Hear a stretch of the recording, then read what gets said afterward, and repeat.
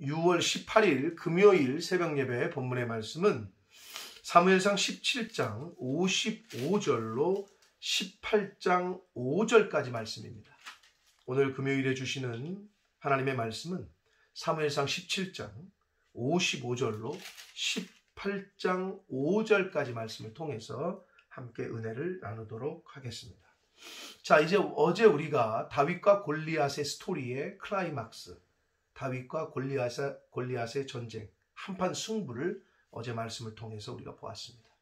결국 하나님이 도우셔서 다윗은 골리앗을 죽일 수 있었고 그의 머리를 베고 그의 머리를 들고 예루살렘으로 돌아갈 수 있었습니다. 자, 오늘 말씀은 다윗이 사울 앞에 이제 전쟁의 영웅으로 서게 되고 그런 가운데 요나단과 다윗의 그 우정의 언약을 맺는 그러한 스토리가 오늘 말씀에서 기록이 되어져 있습니다. 자, 한 절씩 보시면서 오늘 금요일에 주시는 하나님의 말씀을 그 은혜를 함께 나누도록 하겠습니다. 55절입니다. 사울은 다윗이 블레셋 사람을 향하여 나아감을 보고 군사령관 아브넬에게 물어요. 요게 이제 조금 해석에 난해함이 있는데 보시면 아브넬아, 군대 장관에게 물어요. 이 소년이 누구의 아들이냐? 아브넬이 이르되 왕이여 왕의 사심으로 맹세하옵나니 내가 알지 못하겠습니다. 근데 이 구절은 조금 이해가 안 돼요. 왜? 이미 사울이 자기가 그 악신을 걸렸을 때 다윗을 불러서 수금을 타게 함으로 하프를 타게 함으로 이미 사울과 다윗은 만난 적이 있었단 말이에요. 근데 여기서는 전혀 누군지 모르는 것처럼 한글 성경에 써 있습니다. 근데 이거는 어떤 의미냐 하면 이 소년이 누구의 아들이냐 이렇게 그 가문을 묻고 있지만 전쟁에서 다윗이 골리앗을 죽인 걸 보고 여러 가지로 묻고 있는 거예요. 사울 왕이 아브넬 군대 장관에게 아니 다윗이 언제 저 소년이 언제 저렇게 그 전쟁 기술을 배우고 싸움을 배웠느냐 여러 가지를 질문했지만 그 누구의 아들이냐만을 묻고 있는 이유는 저자가 의도적으로 다윗의 가문이 아주 보잘것없는 가문이었음을 계속 강조하고 있는 거예요. 그렇게 미약한 다윗이었지만 하나님이 함께 하심으로 세상으로 대변되는 골리앗을 이길 수 있었다라는 것을 지금 성경은 우리에게 교훈해 주고 있습니다. 그리고 아브넬이 말하는 나는 전혀 알지 못합니다. 이거는 어떤 의미냐? 다윗의 군사적인 능력은 자신은 전혀 모르겠다는 거죠. 모를 수밖에 없죠. 다윗은 군대에 속해 있던 군인도 아니었고 그냥 집에서 아버지 밑에서 양을 치고 있었던 사람이었으니까. 그러니까 모를 수밖에 없었어요. 56절을 봅니다. 왕이 이르되 너는 이 청년이 누구의 아들인가 물어보라 하였더니 라고 말합니다. 이 말은 원문을 그대로 직역을 하면 다윗이 과연 누구이기에 이런 엄청난 일을 했느냐 이 얘기예요. 아니 도대체 다윗 정체가 뭐냐는 거지.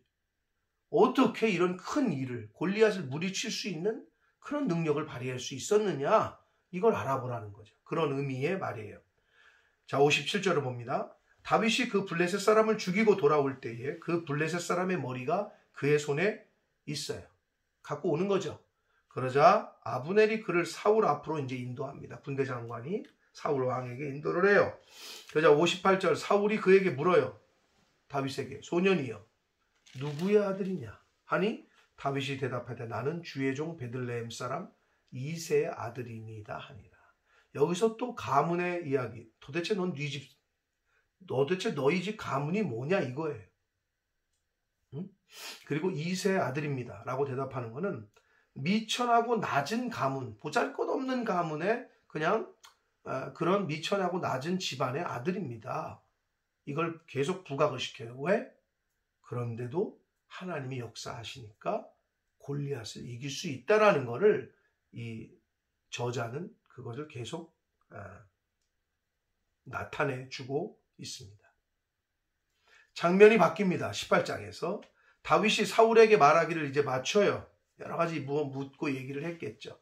그치자 그거를 옆에서 지켜보고 있던 요나단, 사울의 아들이 마음이 이제 하나님이 감동을 주셨겠죠.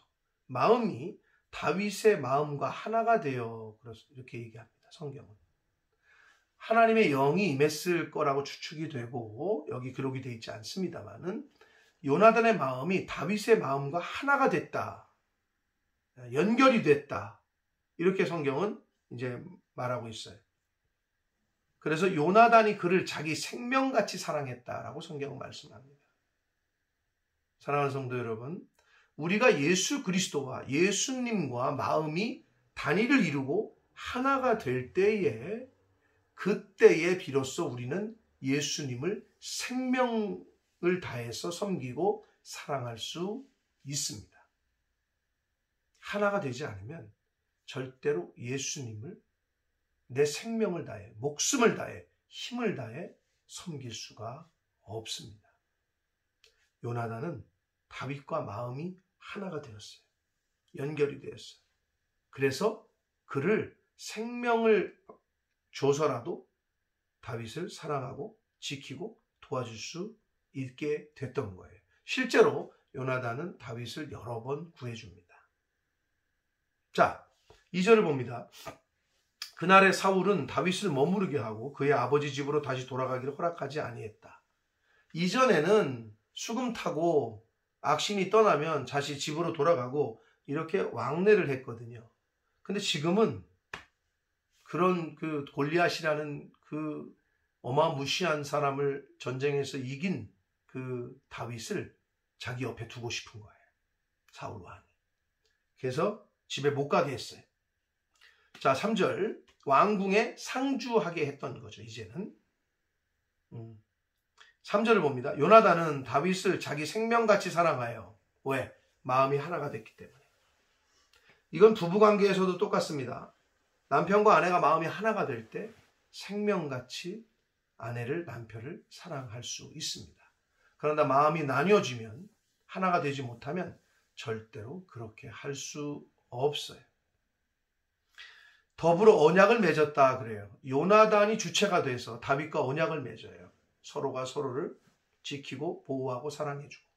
그래서 실제로 요나단은 다윗을 여러 번 살리고, 다윗이 요나단이 죽었을 때 너무 슬퍼했고, 그리고 훗날 요나단의 아들인 무비보셋을, 이제 사무엘 하에 가면 그 스토리가 나오는데, 요나단의 아들을, 이제 요나단이 죽고 그의 아들을 극진히 보살핍니다. 왜? 이 요나단과 맺었던 언약 때문에 그렇습니다.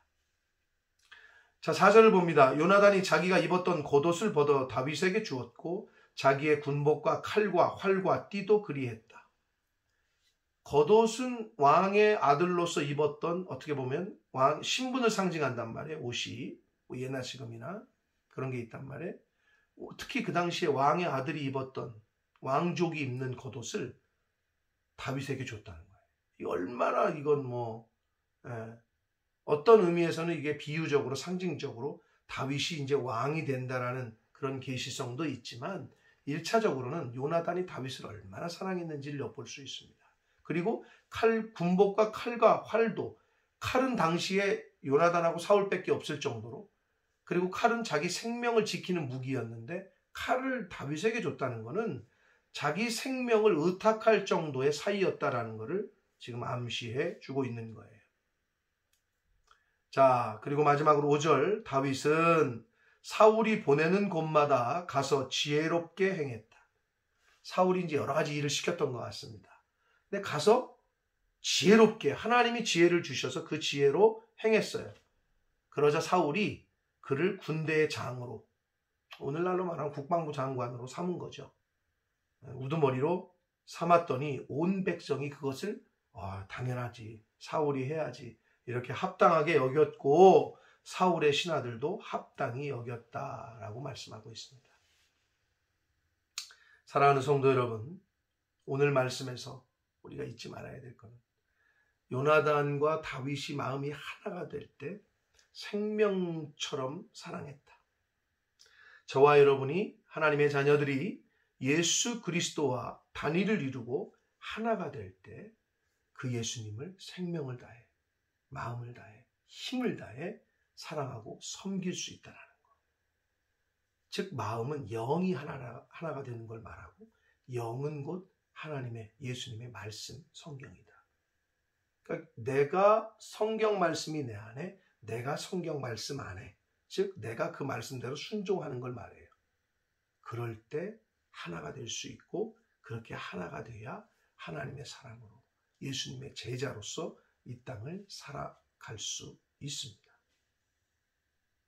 그리고 요나단은 왕세자죠. 왕의 아들이니까 어떻게 보면. 다윗은 미천한 신분이에요. 그런데도 요나단은 다윗을 자기 친구로 삼아요. 급으로는 이게 사실은 맞질 않아요. 이 급이, 레벨우가 맞지를 않아. 그런데도 요나단은 믿음의 눈으로 바라봤고 하나님을 잘 섬기는 참된 신앙을 갖고 있었던 믿음의 소유자였던 다윗을 친구로 맞이합니다. 사랑하는 성도 여러분, 성도는, 신앙인은 신분의 고하를 떠나서 참된 신앙의 사람을 친구로 삼아야 됩니다. 외적인 어떤 조건에 따라서 친구로 삼는 게 아니라 하나님을 섬기고 사랑하는 참된 신앙의 소유자를 친구로 삼을 때 서로에게 유익이 됩니다. 자, 그리고 다윗은 사울이 보내는 곳마다 가서 지혜롭게 행했다 그랬잖아요. 하나님이 지혜를 주셨죠. 그럼 다윗이 왜 그런 지혜를 받을 수 있었느냐? 잠언의 말씀처럼 여호와를 경외하는 것이 지혜와 지식의 근본이다. 하나님을 잘 섬기고 하나님을 두려워하고 하나님을 경외하니 하나님께서 지혜를 주실 수밖에 없었죠. 그게 성경의 약속이니까. 그래서 다윗은 어디를 가도 하나님이 주시는 지혜로 그 맡겨진 일들을 잘 해결할 수 있었습니다. 사랑하는 성도 여러분, 하나님을 잘 섬기면, 하나님을 경외하면 하나님이 주시는 지혜와 지식의 영을 받을 수 있습니다. 그리고 그 지혜로 이 세상 사람들에게 인정받고 또 하나님이 주시는 그 지혜로 이 세상 사람들이 원하고 이 세상 사람들이 원하는 것보다 더한 그러한 일들을 감당해 낼 수 있습니다. 그러므로 하나님을 잘 경외하고 섬기고 하나님의 말씀에 순종하고, 중요한 거 말씀과 내가 하나 되는 거, 예수님과 내가 하나가 될 때, 단위를 이룰 때 온 마음을 다해, 힘을 다해, 생명을 다해 하나님을, 예수 그리스도를 우리가 섬기고 사랑하고 그리고 따라갈 수 있다. 이걸 명심하셔서 다윗처럼, 다윗과 요나단처럼 내가 성도된 저와 여러분이 예수님과 그렇게 하나가 되고 단위를 이루는, 그리하여 생명을 다해 예수 그리스도를 섬기고 하나님을 섬기는, 주님의 몸된 교회를 섬기는 저와 여러분이 되시기를. 그래서 하나님이 주시는 지혜로 이 세상에서 인정받고 이 세상을 다스리고 하나님이 맡겨주신 일들을 잘 감당해 나가는 하나님의 자녀된 저와 여러분이 되기를 예수 그리스도 이름으로 축복합니다. 기도하겠습니다. 살아계신 하나님 아버지 감사합니다. 오늘도 새날 주시고 생명 주시고 하나님 말씀을 전하고 들음으로 또 하루를 시작하게 해주셔서 아버지 감사합니다. 아버지 하나님, 다윗이 사울 왕에게 인정받고 신하들에게 인정받고 백성들에게 인정받을 수 있을 정도로 지혜롭게 행할 수 있었던 것은 하나님을 잘 섬기고 경외하고 하나님 말씀대로 살려고 했기 때문에 하나님이 주시는 지혜로 모든 일들을 잘 감당할 수 있었습니다. 아버지, 저희도 하나님을 잘 섬기고 경외하는, 두려워하는 저희들 되게 하셔서 하나님이 주시는 지혜로 이 세상을 살아가며 이 세상에서 인정받고 또 하나님이 맡겨주신 일들 잘 감당하는 하나님의 자녀된 저희가 되도록 주님 은혜 내려 주옵소서. 또한 요나단과 다윗과 요나단, 믿음의 그러한 친구의 우정을 나눴던 아버지, 마음이 하나 될 때 생명처럼 섬기고 사랑하고 아낄 수 있다는 것, 오늘 말씀을 통해 저희가 배웠습니다. 예수 그리스도와 하나님과 하나님의 말씀과 또 주의 종과 교회와 하나가 되는 저희들 되게 하셔서 하나님을, 예수 그리스도를, 교회를 마음을 다해 힘을 다해 다 섬길 수 있는 저희들 모두가 되어지도록 주님 은혜 내려 주옵소서. 예수 그리스도 이름으로 축복하며 기도 올리옵나이다. 아멘.